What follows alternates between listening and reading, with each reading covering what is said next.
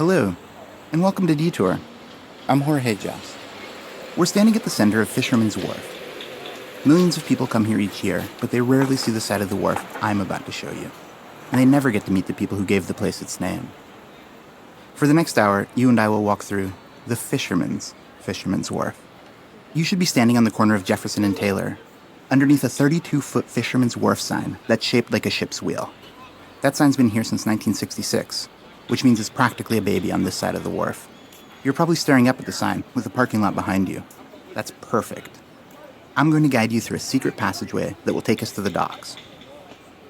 It's a bit hidden, so let me show you where we're going. Look across the street to the crab stands.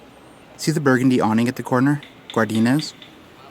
Next door, you've got the Crab Station, Sabella and La Torres, Nick's Lighthouse, and then the turquoise-colored awning for Alioto's. Then look up. The next sign is for Fisherman's Grotto number 9. I want you to meet me between the light blue awning of Alioto's and the dark blue awning of Fisherman's Grotto. Let's walk over now. Cross the street and take a right.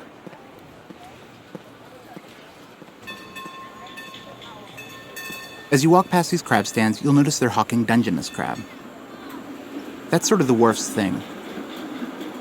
San Francisco fishermen have been taking Dungeness since 1848, and it's San Francisco's biggest fishery by far, with millions of pounds of crab caught every year. And now that visitors expect crab when they come to the wharf, they even fly fresh crab in during the off-season.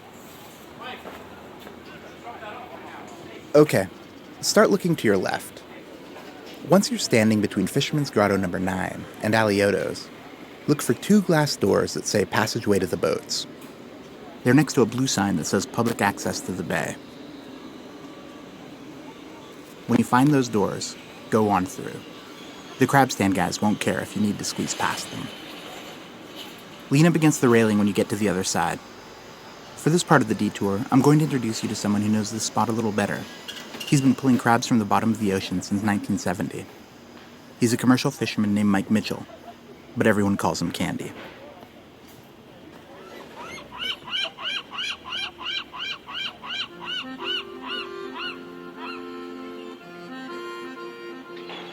Welcome to the lagoon. My name is Mike, but people call me Candy. Actually, my first nickname was Zip, like my dad, but when I got down here, there was an older Italian fisherman called Zip. So that was that. Eventually, someone started calling me Candy. Not because I like candy, which I do, but because I was a good guy. Sweet as candy, they said, and it stuck. I've been coming here almost every day for 40 years. So you're in my backyard right now. See the boats to your left? If I'm not out fishing, my boat's a 4-slip from the front. She's called the Linda Noel, after my ex-wife. I've had that same space since 1980. For 100 years, this lagoon's been the center of San Francisco's fishing industry. The original guys down here were Italians. They came during the gold rush and fished in these little sailboats called feluccas. There was also some Chinese fishermen who caught bay shrimp from traditional Chinese junks. Later on, the Vietnamese came in. The wharf gets all types. When I first came down here, I had no idea what I was doing. I think I made $500 my first couple years. I got lucky, though. Some old Italian guys took me under their wing. They were called the Yukon Gang. They've been fishing together all their lives. There were 7 of us. Chicken Charlie, who was the president, and his brother Chef. And then there was the governor. He was a cook, and Duke Cavello. He's the one that named me Candy. And Paps and Vaughn. I never would have made it without those guys. They showed me how to fish and saved my life at least once. Well, back then, every slip was taken, and every boat was a working boat. But a lot of the old guys have died. There's probably only 20 or 30 boats working here these days. The rest of them are just for show or charter boats. When it's in, the Argo is just in front here. It's one of those charter boats. People pay to go out on them and catch fish and drink beer. You can tell these boats, they don't have any gear whatsoever, except pole holders that are there so you don't have to hold the rod. Next is the Sharon Marie. It's a Monterey. Pretty close to the boat I had when I first started fishing.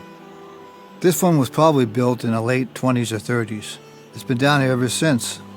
If you look at the fuel logs 50 years ago, this little gal was the most active boat in Fisherman's Wharf. It was owned by a guy named Joe Balistrieri. People thought his crew member was a mute. They called him the dummy. Every day he'd sit in the back of a boat doing his work, not talking to anybody. He was a nice guy, he just didn't talk much. But they still called him the dummy. Let's walk to the right now around the corner and go stand by the third slip. If it's in, you'll see the Smeagol there in front of the big 9 on the Fisherman's Grotto sign, right by the lamppost.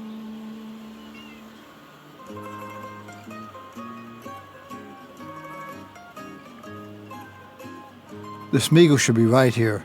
If it isn't, you can see pictures on your phone. Besides crab and herring, the Boatswain's Lagoon also go out for black cod, salmon, bay shrimp, sole, and other types of flatfish. The Smeagol is usually rigged up for crab and black cod. Now, crab boats are easy to spot because they have a crab pot puller. A crab pot is a round trap they drop onto the ocean floor. They look like 2 hula hoops about a foot apart from each other, surrounded by wire.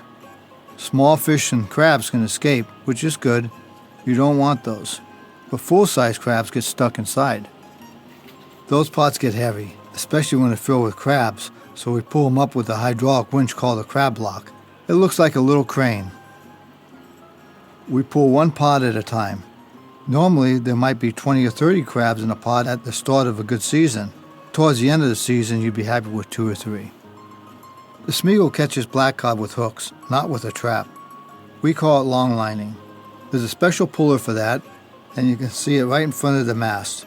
You use a very long fishing line that's about as thick as a pencil, and very strong. There's usually between 200 and 250 hooks per line. I don't do black cod though. We call it the tool of ignorance, because every time you lay a line out, you have to come back and untangle it, and then repin it again and bait it. It's a pain in the ass. With long lining, the work never stops. If we're lucky, next to the Smeagol is a Johnny L. If the boat is out, you can see a picture of it on your phone. It's a drag boat. See that big spool in the middle of the boat? It has a net wrapped around it? That's called a drag net. It drags on the bottom of the ocean floor and scoops up halibut. It stirs up a cloud of mud on the bottom of the ocean. Fish are afraid of the mud and they turn back away from it, right into the net. We get flatfish, skates, bat rays, jellyfish, rocks, and hopefully lots of halibut. We take the good stuff and throw the rest back.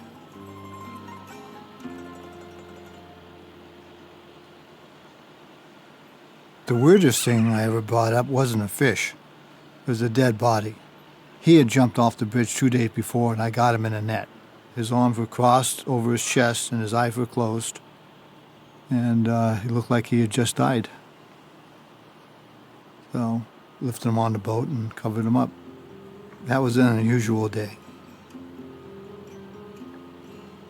Everything we do is regulated. I have to keep a log of everything I catch, how long I tow for, and where I'm fishing.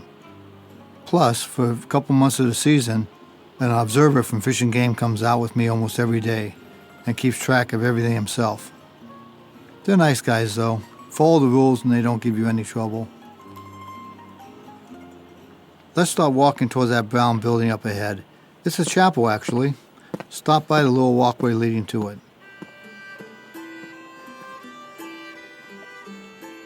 Besides crab, our other big catch is herring. Those herring pretty much all go to Japan. They like San Francisco herring because even though the fish is little, the egg sac is big, and that's what they're really after. They make this fancy roll dish called kazunoko. When the Japanese discovered all herring in the 70s, the price went sky high. Suddenly, there was 300 boats fishing herring. It got real competitive. Guys were cutting each other's nets and stuff. It was chaos. It's not like that anymore, but January through March, you might see a herring boat.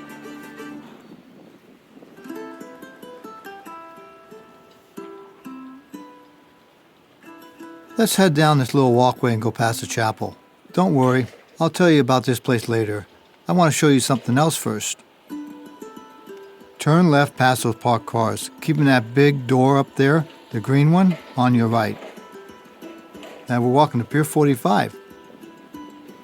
This is where all catch is delivered and processed, and it's where I get paid. You know, they tell me it smells like fish out here. Honestly, after 40 years, I can't tell anymore. But when my girlfriend says I smell like fish, I just tell her I smell like money. We don't get a lot of people like you out here, so just try and blend in, and please watch out for forklifts. Go stand over there by that bluish crane by the water, up ahead of us to the left. I'll meet you there.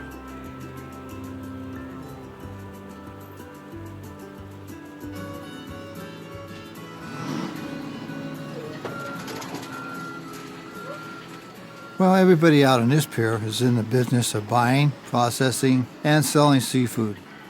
Fish come in Pier 45 from all over the world. If you come here early, you'll see tons of semis loaded with fresh fish from Oregon and Washington, and especially the airport. Of course, some of these guys buy fish straight from the boats like mine. This is where I come to offload my fish.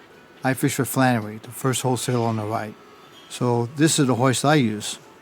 When you tie up your boat, you position it so the long part of the arm can swing out over your deck, which is where the fish is. You throw your catch into a box, and then they raise it up and bring it into the market. And then they give you what's called a fish and game tag with the weight and the price of whatever you're getting paid for. If you see any boats unloading, look for sea lions hanging nearby, waiting for the fish receivers to throw them scraps. Fishermen never feed them because we know they're not our pets. You don't want them to jump on a boat with you because if they do, they'll chase you. There's nothing you can do about it except run for your life. They look funny in the water, but when they get out of the water, they're not so funny at all. Now let's check out that big aluminum structure, another 20 feet down the dock.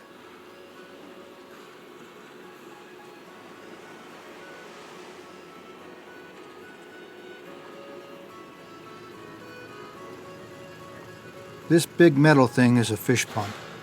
It's designed for pumping herring off the boats, but it can also pump squid. They call it a wet pump because it actually needs water to work right. If you look closely, you'll see two hoses. The gray one goes into the boat with the fish. The green hose goes into the lagoon because with this pump, the more water, the better it works. It's really a giant vacuum cleaner that sucks fish up in that big round tank. Then it pushes it onto that conveyor belt and dumps it into another bin, which is actually a scale. When enough fish get in there, they stop it, weigh it, and then they dump them through a chute into a big cooler called a bonner. They can offload maybe 10 tons of fish in a half hour. It's pretty fast. Let's keep walking. Our last stop on the pier is right outside a wholesaler called Kaido Fisheries. As you're walking, look to your left across the water to Skoma's restaurant. It's the only restaurant down here that has its own boat. They go and catch their own fish and process whatever they're going to use that day. So when you eat at Skoma's, you're literally eating fish right off the boat.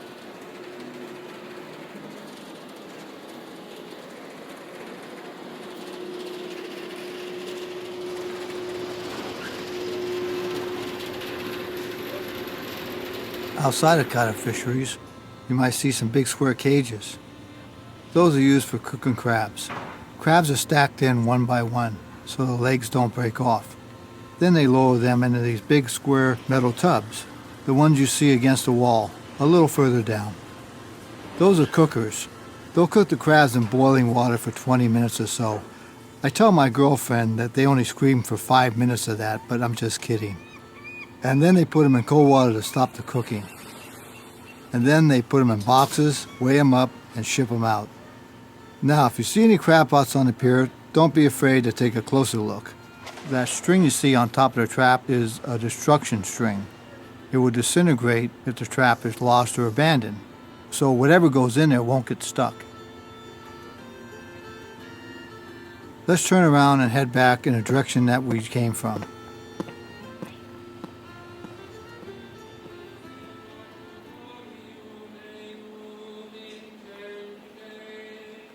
The music you hear is from the chapel up there on the right.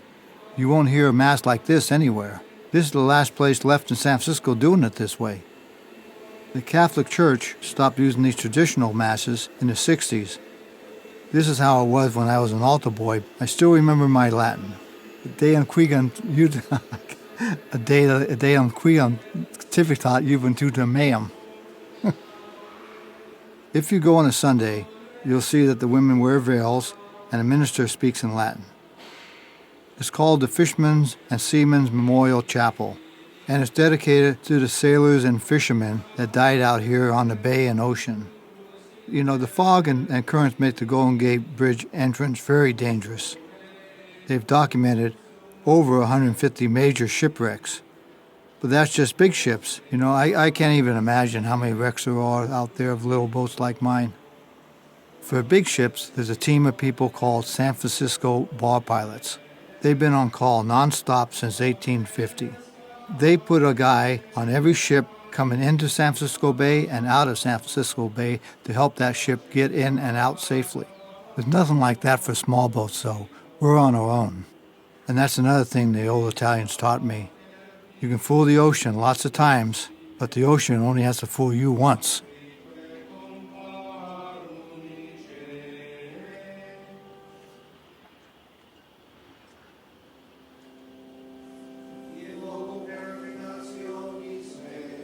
So let's stop here at the chapel. If it's not open, that's okay. We can peek inside the windows. Walk around the building to the right. Let's look in each window. And don't get freaked out if there's someone passed out under the eaves. They're probably just sleeping off whatever happened last night. This first window is where the organist sits. On Sunday morning, she'll be sitting here right in front of us. There might not be too many people here at the regular Mass, but when there's a Mass here because someone did get killed in the ocean, it's very, very crowded. People have to stand outside because they can't fit inside the chapel. It's a sad occasion, but it's a good occasion too. It gives people comfort to come to Mass. I think it helps out a lot. Now let's walk around to the next window. There's even a better perspective from there.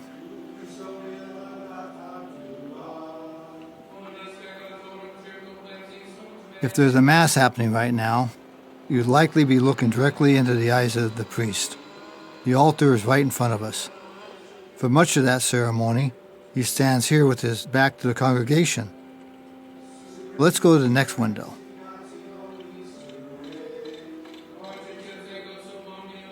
Through this last window, you can get a sense of the setup. It's very small, and on Sunday mornings, about 3/4 of the pews will be full. You'll see a few elderly fishermen's relatives and widows, and sometimes young wives of Vietnamese fishermen.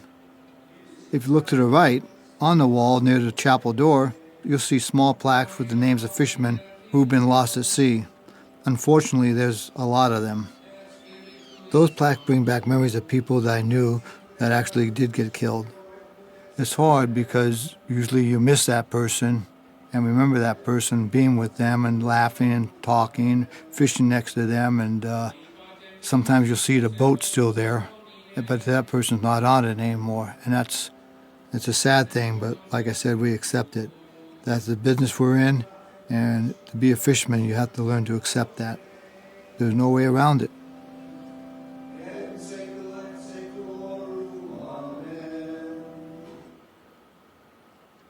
Okay, let's walk back to the front of the chapel and then head left to the parking lot. I'm going to have to stay here on this side of the wharf while you continue the detour. If you see me around later, say hi. I'm usually fishing and working on my boat, the Linda Noel. Hello again. Let's walk through this parking lot, keeping the lagoon to our right and Candy's hoist behind us. See that big sign in the shape of a ship down there? Head that way. Our next stop is in the white warehouse to the left of it. It's a place called Musée Mécanique. So you're probably wondering, how does such a blue-collar industry survive in what's becoming one of the most expensive cities in the world?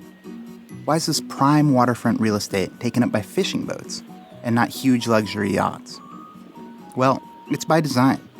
The Port of San Francisco has long suspected that if Fisherman's Wharf lost its fishermen, it would also lose the millions of tourists that come here each year. And so they make it cheap to keep a boat here. And that cost hasn't gone up since the 1980s. You could say that this is just another way of keeping something alive that might otherwise fade into the past. The Wharf is good for that, I guess. The place up here to the left, Musée Mécanique, that's another example of someone working hard to hang on to history. Musée Mécanique is the largest collection of vintage coin-operated fun machines on the West Coast. The owner is a guy named Dan Zielinski. These are machines that I've grown up with in my basement because my dad started this collection long before I was born. And so I've grown up playing with them and watching my dad fix them and so on and so forth. Dan owns the collection now, and he's here every day watching over his machines, making repairs, and building his own. If you have a question, he loves to talk about them, and he's easy to spot. Dan's the guy wearing roller skates and a stainless steel pocket protector. Keep walking to the musée. When you get to the door, go on in. Admission's free. Once you're inside, step forward a little ways and stop next to the red bumper car on your right. We've entered Musée Mécanique. That means Mechanical Museum. The oldest machine in this room is from 1884. Back then, machines like these were a common form of entertainment, and some were hugely popular in their day. Like the 6'10" doll inside that big white cabinet to the left. Her name is Laughing Sal. She's one of the first animated carnival dolls ever made. Here, I'll save you 50 cents. This is what she sounds like.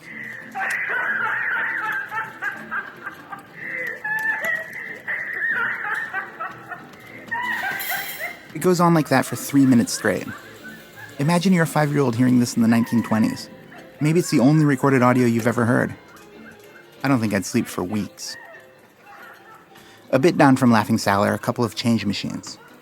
You should grab some quarters, because there are a few machines here that aren't so easily explained. You really need to try them. Pause me for a second if you need to. I'll wait. Our next stop is one of my favorite machines. It's just a few machines down the wall to the right of the change machine. Just past the chair that says, "Test your passion factor," you'll see a brown wooden cabinet. Let's walk over. We're looking for a big diorama called End of the Trail. All Dan the owner knows about End of the Trail is that it's older than he is, and that it gets more complaints than anything else in here. Notice how the wood is different at the bottom? That's because it makes some people so mad they can't help but kick it. Go ahead, put a quarter in and see why this machine brings so many people to physical violence. And then ask what everyone asks. Why would anyone make this? That's one of my favorite questions because somebody wanted to build it. That's the only reason any of these things exist. Now it's time for you to explore and have fun. But before you go, I'm going to show you where to meet me when you're done playing games. With End of the Trail on your left, walk forward. You'll pass a museum-style display about the gold rush. And then, in a big plexiglass box on your right, you'll pass a complex and beautiful wooden mechanical carnival. That's worth a couple of quarters, too. Keep going, and then turn right after the next row of machines. Straight ahead of you, past the arm wrestling machine and the big strength-testing hammer on the left, are 2 gray doors. When you're done playing games, meet me outside those doors. I'll be waiting for you against the fence, next to the giant submarine. While you explore, listen to Dan talk about why he never sells a machine. Because I'm not parting with anything. That's the biggest mistake you can make, is part with something and then just regret it the rest of your days. It's like when your kid goes to college. Oh, God, when are you coming home? You know? So that's pretty much what this is. Each individual machine is, you develop a rapport, and it's kind of personal. Maybe that seems kind of silly, but it's true. And sometimes I'd come home and one of my favorite machines was gone. I say, "Hey, Dad, where'd it go?" He said, "Oh, I traded it for something." Oh, man. Of course, he traded it for something that's also cool, but that one machine's gone forever now until you find one 50 years later, if you're lucky. But I like just adding to the collection and not eliminating anything, because it's not just my memory, it's someone else's memory that comes in here looking. If you take one machine out of here, somebody's going to come in within a week looking for that one machine. It happens every time. It's a very traditional, nostalgic experience, and I think nostalgia is probably what the most important part of this collection. It either, brings a great memory that you've had, or it's going to create a new memory that's going to last you another lifetime.